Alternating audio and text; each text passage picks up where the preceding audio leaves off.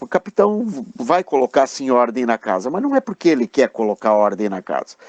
Em 1970, 1980, naquela década lá, que eu vivi bem, eu lembro bem como é que foram as situações, eu lembro do Figueiredo, eu lembro do Geisel, eu lembro quando eles diziam que esse país que subiria ao poder iria tomar conta de tudo, iria destruir tudo. Muito bem. E, de fato, aquilo ali foi uma espécie de profecia. Não foi profecia porque estava tão evidente, tão claro, tão ilustrado, que era quase impossível que eles estivessem fazendo uma leitura equivocada. Tá? Porque, na verdade, quando você conhece o homem, você traça um paralelo entre a vida dele pregressa até a presente data e você tem aquilo que ele vai executar no futuro. Então, Figueiredo, Geisel e outros, eles simplesmente leram aquilo que era evidente, aquilo que estava às claras.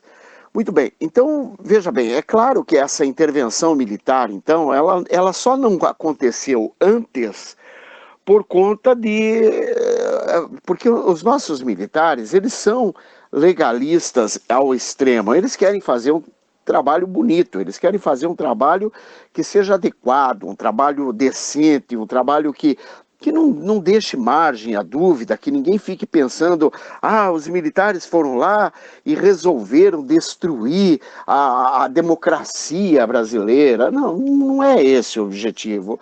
O objetivo dos militares é colocar a ordem na casa, mexendo os móveis da menor forma possível, de forma que quando você entrar na casa, você quase nem perceba que foram mexidos os móveis. Por quê?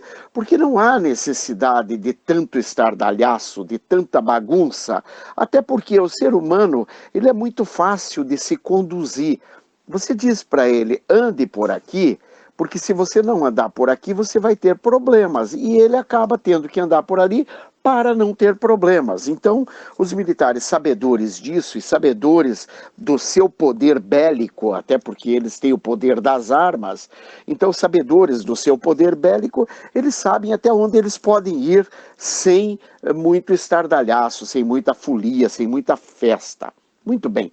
Essa tão sonhada e necessária intervenção que você cita, ela é muito bem-vinda, naturalmente, ela vai ser, quer dizer, ela vai ser não, ela está sendo já desde 1980, que ela vem sendo colocada, porque os militares em momento algum abandonaram a nação.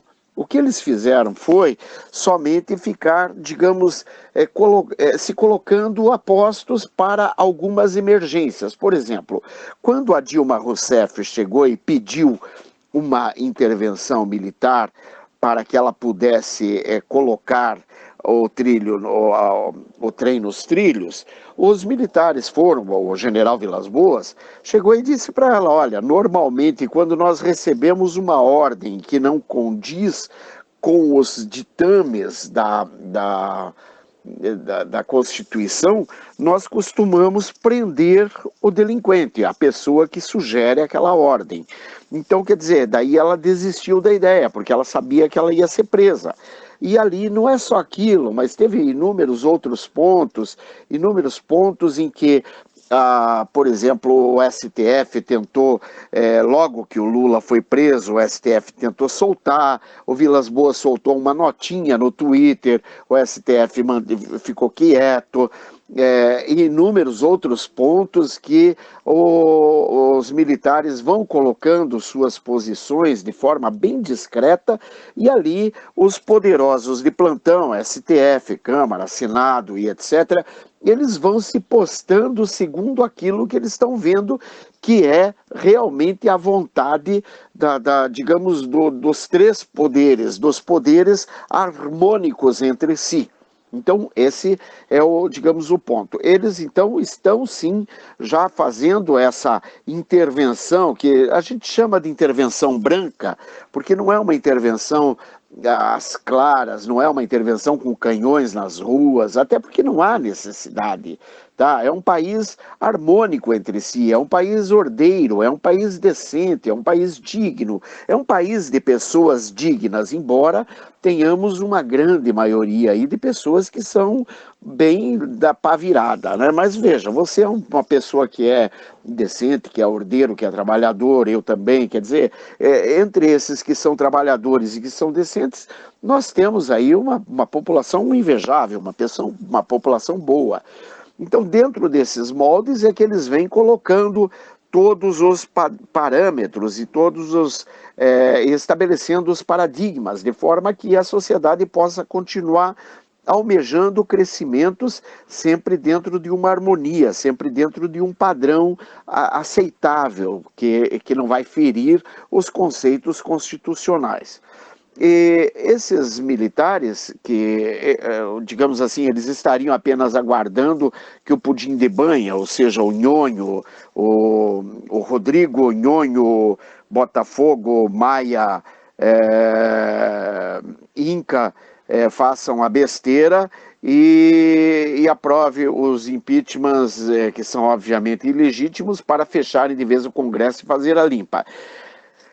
Olha, existem vários gatilhos que podem ser acionados a qualquer momento e que poderão colocar os militares em polvorosa, ou seja, a caserna nas ruas imediatamente. Vários gatilhos.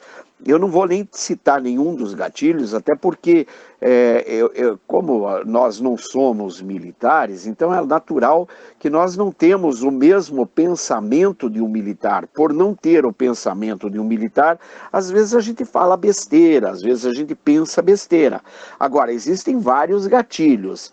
Alguns gatilhos, por exemplo, vamos supor que neste momento Marco Aurélio Melo resolva soltar alguns presos por conta do coronavírus. Isso, eu creio, pode ser um gatilho muito importante, porque você veja, vai colocar pessoas nas ruas que estão com tuberculose, com AIDS e com inúmeros outros problemas, estão, de certa forma, sendo cuidados dentro de um regime prisional, ele colocaria isso na rua e isso poderia ocasionar um aumento de problemas muito sérios, por exemplo, a tuberculose. Imagine você, um tuberculoso numa rua, num calor deste, faltando água, sem higiene, sem segurança, a população não sabe cuidar de uma epidemia de tuberculose e, consequentemente, isso vai gerar problemas muito mais sérios. Até porque você pensa que soltar um criminoso que está lá dentro do presídio e ele vai sair na rua e ele simplesmente vai ficar dentro de casa numa quarentena? Não, ele não vai. Ele vai sair, vai roubar, vai fumar maconha, vai ficar fazendo as folias dele pela rua e, consequentemente, aumentando a transmissão de tudo aquilo que estava contido dentro dos presídios. Então, eu creio que esse pode ser um dos gatilhos que os militares poderiam estar, obviamente, esperando para poder fechar o Congresso e fazer a limpa. Bom, é claro, veja bem, são vários os fatores que poderão fazer com que isso aconteça. Vários os fatores. Nós temos agora um outro fator, que é o da China estar muito indignado com o Brasil, até porque não pode agredir os Estados Unidos, então vai agredir um parceiro dos Estados Unidos. E, em função disso, parece que a China está agredindo diretamente a família do Bolsonaro, diretamente. Então, a China é digamos que é um inimigo muito perigoso, não só para o Brasil, mas para os Estados Unidos, para os nossos aliados diretos, como os Estados Unidos e Israel. Bom, então você veja, são gatilhos que poderão ser acionados a todo instante, a qualquer instante. Esses gatilhos, de uma forma ou de outra, nós podemos esperar que aconteçam de uma forma ou de outra imediatamente. Poder bélico, bom, poder bélico não temos, de fato nós não temos, porque o Brasil sucateou suas forças armadas durante muitos anos. É bem verdade que você veja bem, se você pega um pedreiro de ponta, um cabra que realmente manja do trabalho dele, deixa ele sem ferramenta, o que vai acontecer? Como ele é um bom pedreiro, como ele é um bom profissional, ele mesmo vai fabricar suas ferramentas. Então, não haverá problema algum ele estar sem ferramenta, porque ele fabrica as suas ferramentas e ele acabará tendo as ferramentas necessárias, ainda que improvisadas. Muito bem, isso foi o que eu creio que aconteceu com as nossas Forças Armadas. Elas foram sucateadas, por um lado, porque ficaram sem dinheiro, ficaram sem o apoio governamental, até porque o objetivo de toda essa esquerda que esteve no poder durante todos esses anos, era justamente o sucateamento das Forças Armadas para que dessa forma eles pudessem dar o golpe de misericórdia e destruir o poderio que mantém a sociedade dentro dos limites da democracia.